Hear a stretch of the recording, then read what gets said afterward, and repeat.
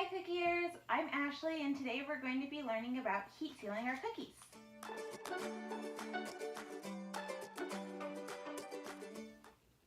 Heat sealing is really important. It's the process of using a machine like this, a heat sealer, to seal the edge of your cellophane wrapper to protect your cookie and keep air out of it. The good things about heat sealing is that one, it gives you a more professional look.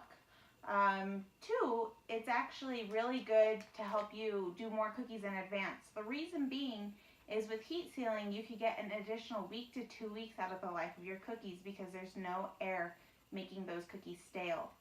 So I like to heat seal all of my cookies. I think that not only does it look good, but you could also do things like add ribbons to it, add twine, and it gives it a little bit something extra besides the freshness. To get started with heat sealing, it's not that difficult.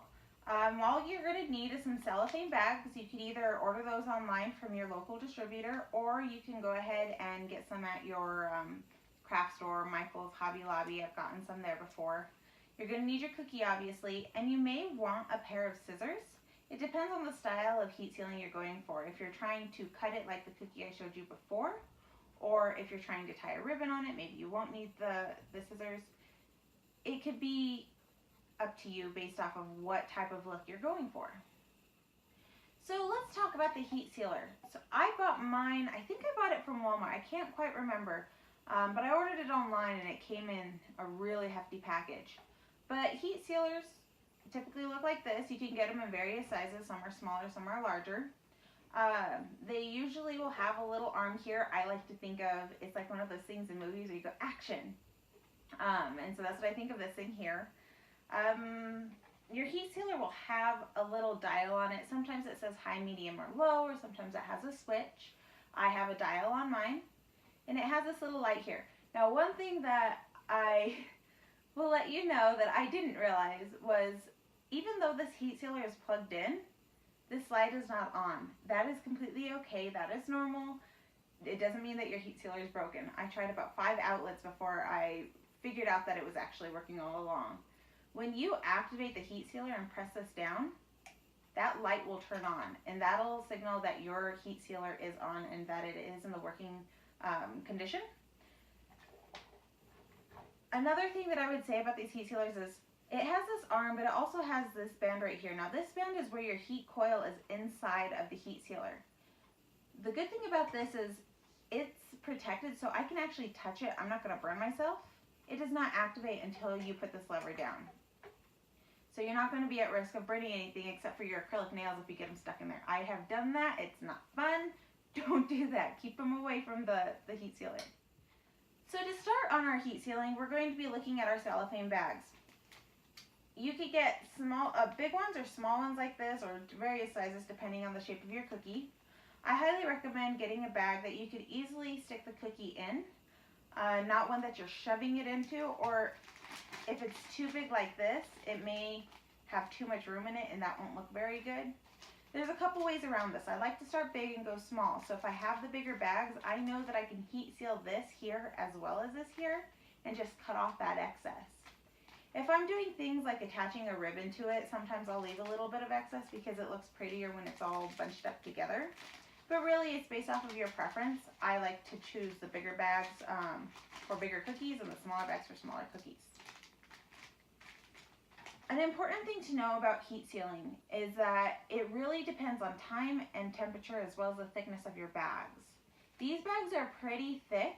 I'm not quite sure how thick that they are considered. I can look that up and put it in the links or in the blog, but I like the thickness of these bags. The thickness will also help the air not get into the bag. Contrary to popular belief, air can still seep into it even if it's heat sealed. So it's not a sure thing. It's not like no air at all. But the thicker the bag is, the less air you're going to get inside of it and the longer your cookie is going to stay fresh. So I go for these ones. If you get the ones that are at your craft store, those ones actually might be a little bit thinner. And when you're heat sealing, you got to take that into account. I would recommend a lower heat setting as well as less time with the arm down. If you don't watch your temperature, your thickness of your bag, or how high you have it set, you're going to end up with these frayed edges on your heat seal, and your bag is just going to pull apart. Now we don't want this. This does not look good. You could always cut it off if it happens. It's not a big deal, but I personally like it when it's a nice clean line. So for that, and for these particular bags, I'm actually going to set the dial on my heat sealer to about 2.5. It's pretty straightforward from here. All I'm going to do is stick the cookie that's wrapped in the bag into my heat sealer, and I am going to press down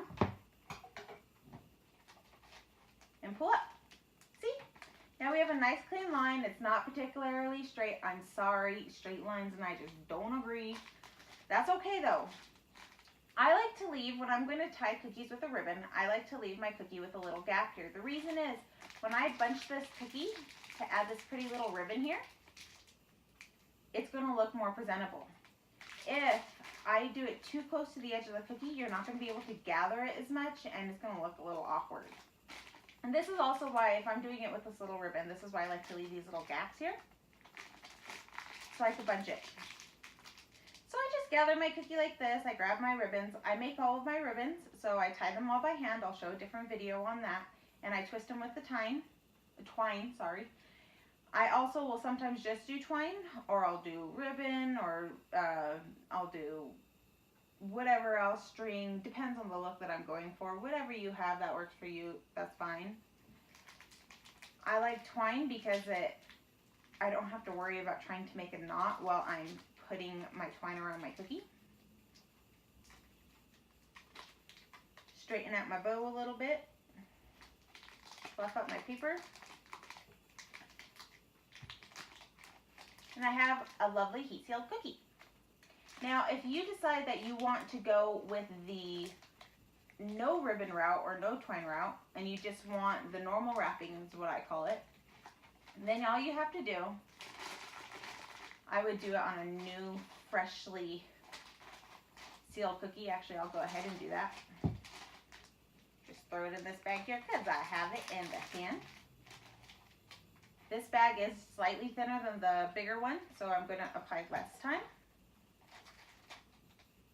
And just as I'm doing it, I'm going to point out, if you do less time and you don't see the perforation very well, or not the perforation, the heat seal line, just give it a good check to make sure it's actually sealed. This one is, I can tell it's not going to fall out, there's not going to be air in it. But sometimes if you do it for too less of a time, it won't seal properly. So then I'm going to just grab my scissors here, cut along that line. Be careful not to cut too much, or actually you'll open it up again. But there you have it, a nice heat sealed cookie. Now, if you had too much room, or if you're shipping your cookies like this one does, I would actually want to cut that off if I'm shipping cookies, because a wiggly cookie means I'm going to break it when it's shipping. So all I actually do for that, to make a smaller bag, is I'll just heat seal that side again. I have that nice heat seal line, and I'll actually just chop that bit off too. Nice small bag. So that's the basics of heat sealing.